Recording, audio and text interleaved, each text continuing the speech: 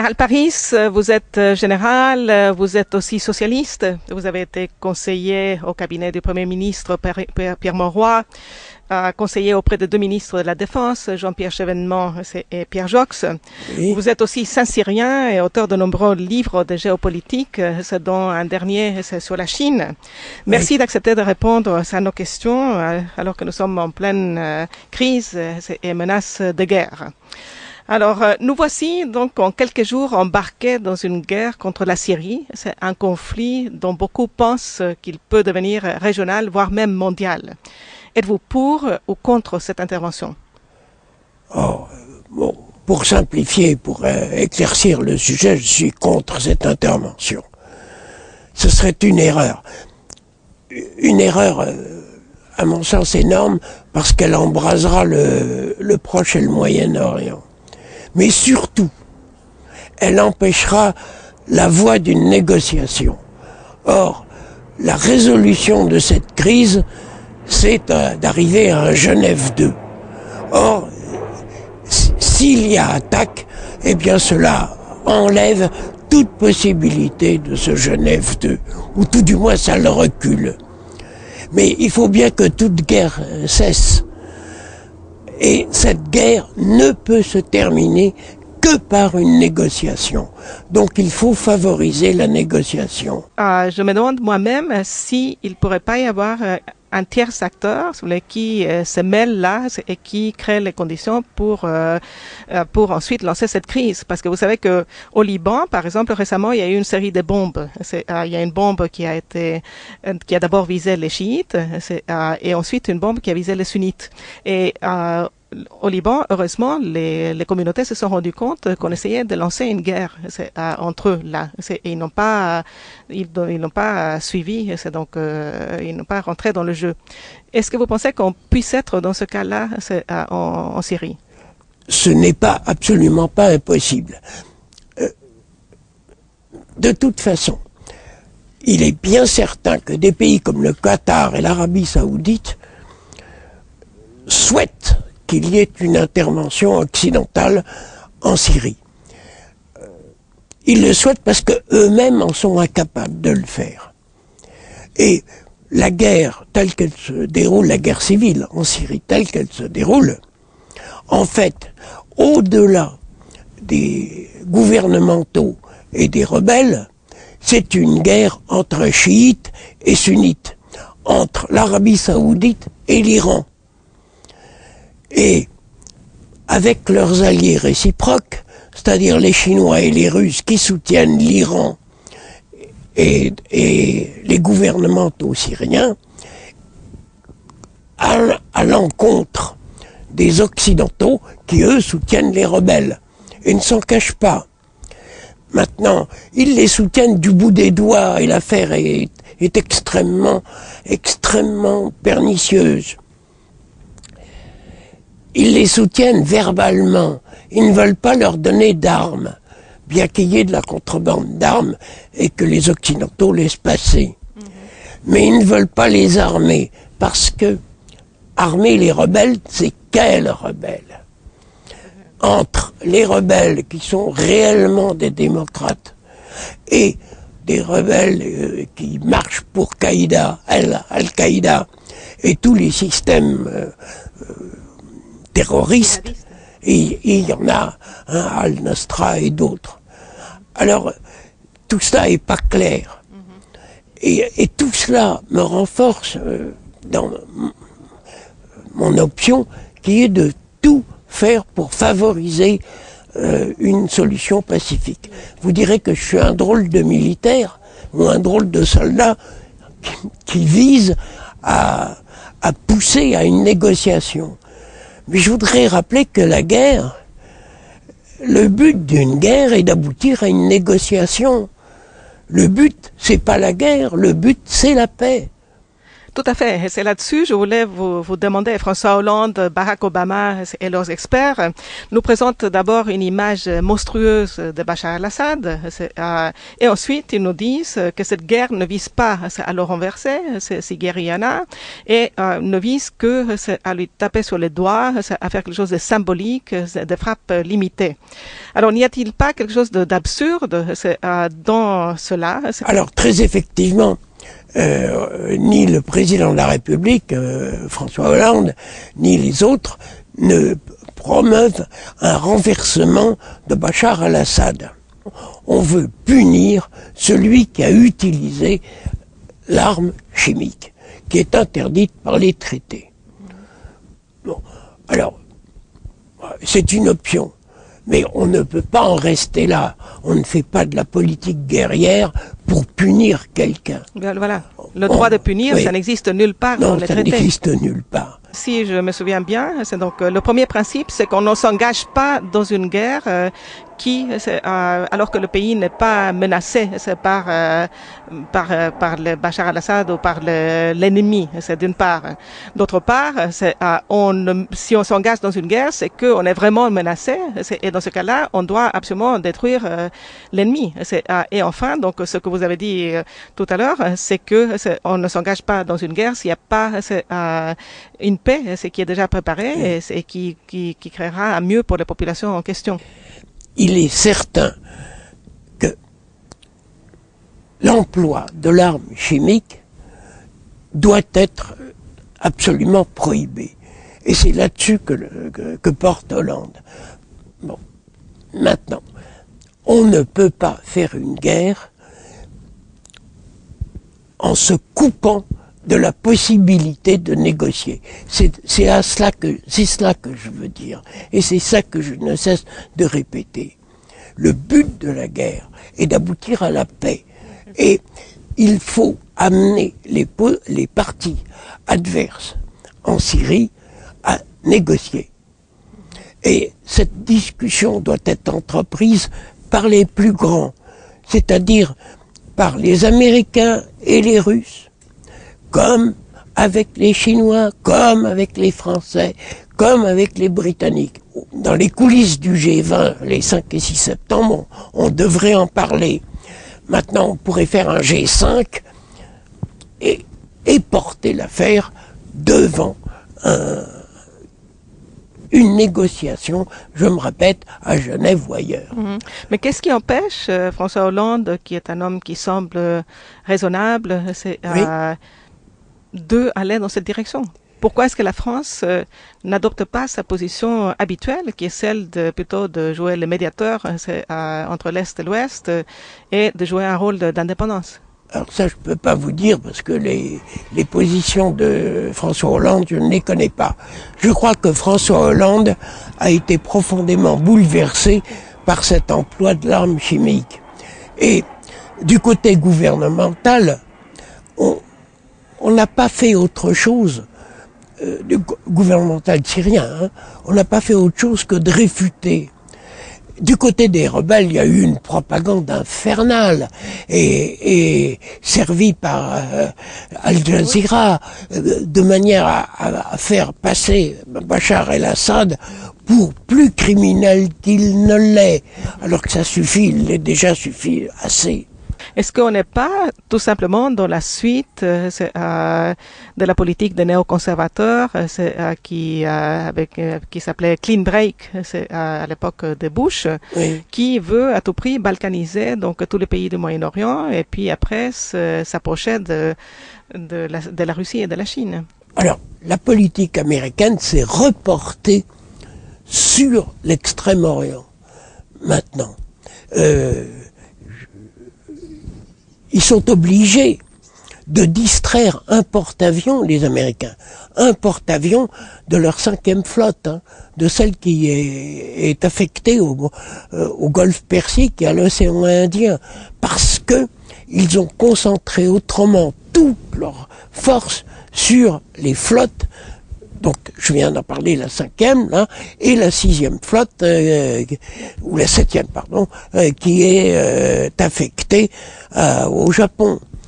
cette guerre de Syrie les a pris par surprise, des Américains. Ils ne s'y attendaient pas. Et ils ne voulaient pas intervenir. Il y a eu pression et tout un jeu lancé par les Qataris, surtout, et par l'Arabie Saoudite, pour les amener à se lancer, s'impliquer dans cette affaire syrienne. À l'origine, ils ne le voulaient pas. Et c'est ce même jeu qui a été lancé à l'encontre,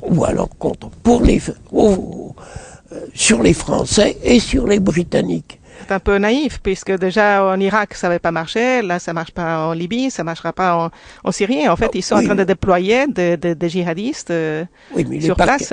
Il n'est pas question d'intervenir au sol. Oui.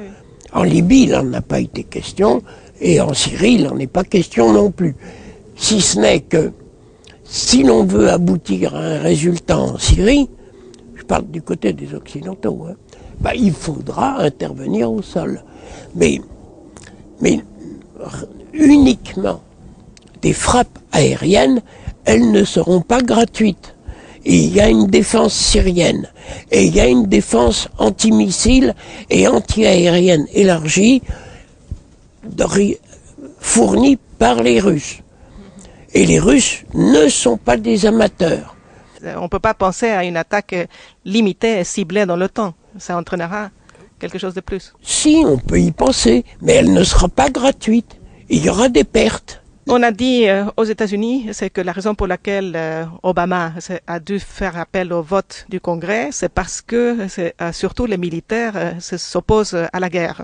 Et en fait, j'ai ici une lettre qui a été adressée par le chef d'état-major Martin Dempsey à la Commission des forces armées du Sénat le 19 août, qui contredit complètement tous les arguments en faveur de la guerre d'Obama. D'abord, il dit tout acte de force est un acte de guerre.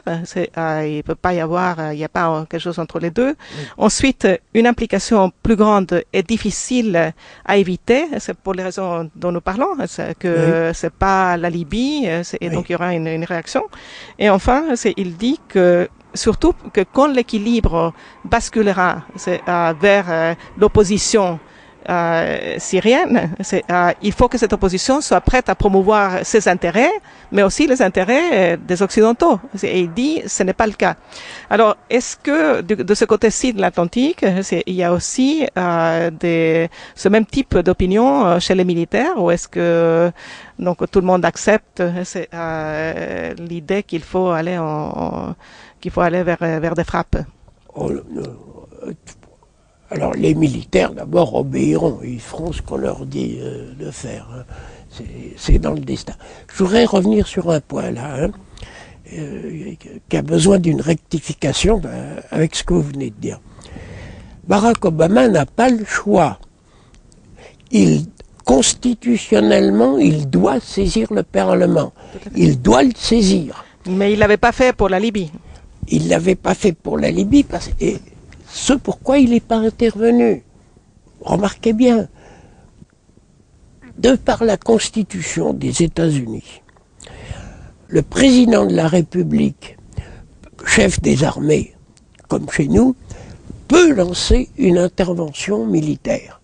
Mais dans un délai de quelques jours, il a l'obligation de saisir le Parlement. Le Parlement, dans un délai maximum de 90 jours, doit répondre à la suite d'un vote, s'il est d'accord ou pas d'accord. Deuxièmement, et ça c'est très important, et c'est même le plus important, les crédits afférents à une intervention sont des crédits spéciaux que l'on ne peut pas prendre aux États-Unis sur le budget de la défense. Ce sont des crédits spéciaux qui doivent être votés donc par le Parlement. Donc avant même cette option des 90 jours, le Parlement peut refuser les crédits et donc l'intervention est arrêtée. Alors en France, le Parlement n'a pas besoin d'être saisi par le président de la République. Le président de la République peut s'en passer. Et le Parlement n'est pas obligé de voter. s'il y avait une réforme constitutionnelle à promouvoir, je dirais qu'il faudrait qu'on en fasse, que l'on lance un amendement à la Constitution de la République française faisant obligation au président de la République d'obtenir l'accord du Parlement. Mais pour ce qui concerne l'opposition des militaires à une nouvelle guerre contre la Syrie, surtout dans les conditions d'une opposition frontale avec la Russie, est-ce que vous confirmez que il y a quand même un consensus parmi les analystes, parmi les militaires, qu'il ne faut pas y aller ou... Non, il n'y a pas de consensus. Les militaires et les analystes sont tout autant partagés que l'est l'opinion publique française. Maintenant, on sent bien au sein de l'opinion publique française que l'option qui est contre l'intervention grandit sans arrêt. Oui, c'est vrai parce qu'en France, tout d'un coup, il y a eu une levée de boucliers importante. Oui. C'est avec, entre François Bayrou, oui. François Fillon, quelques oui. députés de droite, Jacques Millard et d'autres, et même Mélenchon. Et oui. Le Parti communiste, oui. Tout ça, ça fait beaucoup. Oui, ça fait beaucoup. Vous pensez que, comment se fait-il qu'il y a soudain donc une telle et même les socialistes, levée de boucliers? Et même chez les socialistes. Même chez les socialistes. Mais oui. Je comprends les interventionnistes. Je leur jette pas la pierre. Je suis pas d'accord avec eux, mais je les comprends. Cette arme chimique est absolument désastreuse. Oui. Elle est destructrice. Il faut comprendre que derrière l'arme chimique, lancée sous forme de bombes, de bombardements, il y a une autre option qui court, c'est celle de provoquer des épidémies, des pandémies, et de régler le sort des guerres. C'est ce qui court par derrière. Et c'est absolument horrible. Et il faut arrêter cela. Oui. Alors, et je comprends ces interventionnistes qui ont ça dans la tête. Mais là, il n'y a pas de preuves. Tout ce qu'il y a, c'est des preuves même pas circonstancielles. On dit, voilà, des tirs sont partis du camp de Bachar el-Assad. Lui, il a des armes chimiques, donc c'est probablement lui qui les a faites. Donc il y a aucune preuve du tout, et on s'est emballé avant même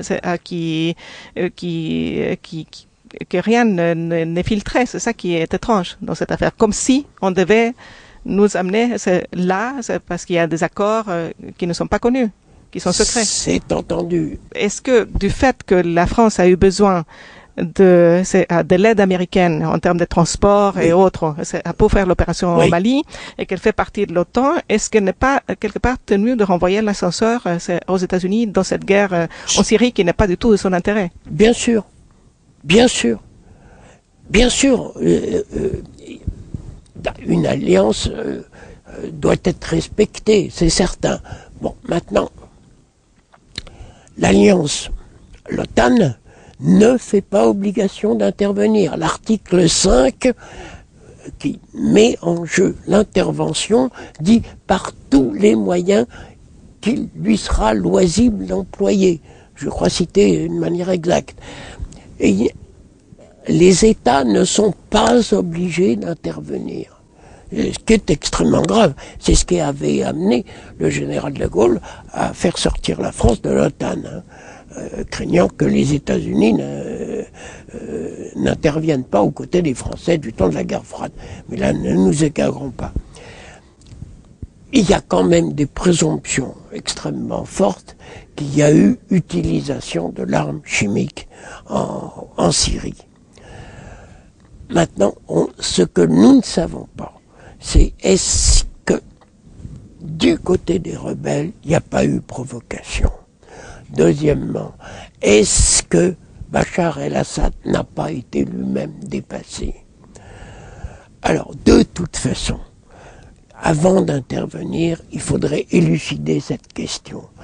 Et en même temps qu'on élucide cette question, on dit il faut aller à Genève 2. Tout à fait. Ça, je le répète, c'est une cantilène, je le répète sans arrêt.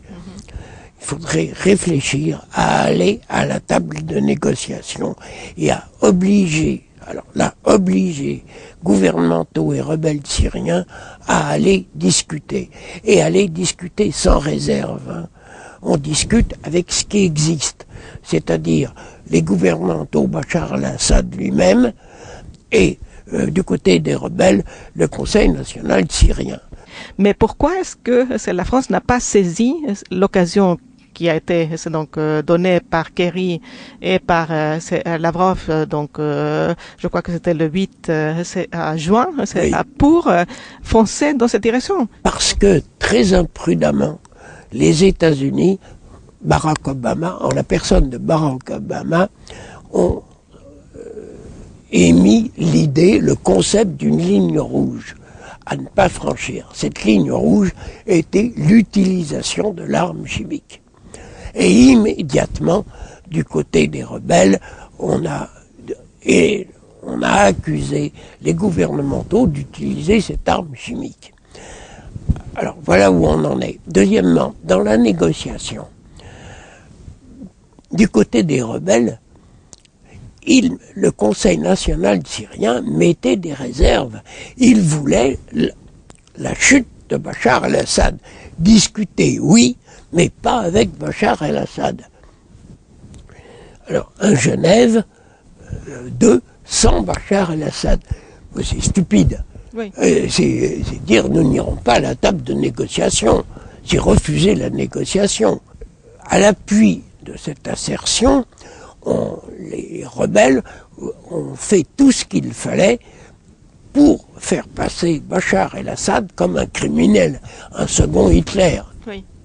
Est-ce que du côté du Parti socialiste, il y a des gens qui peuvent aider le gouvernement à aller dans cette direction? Oh oui, oui.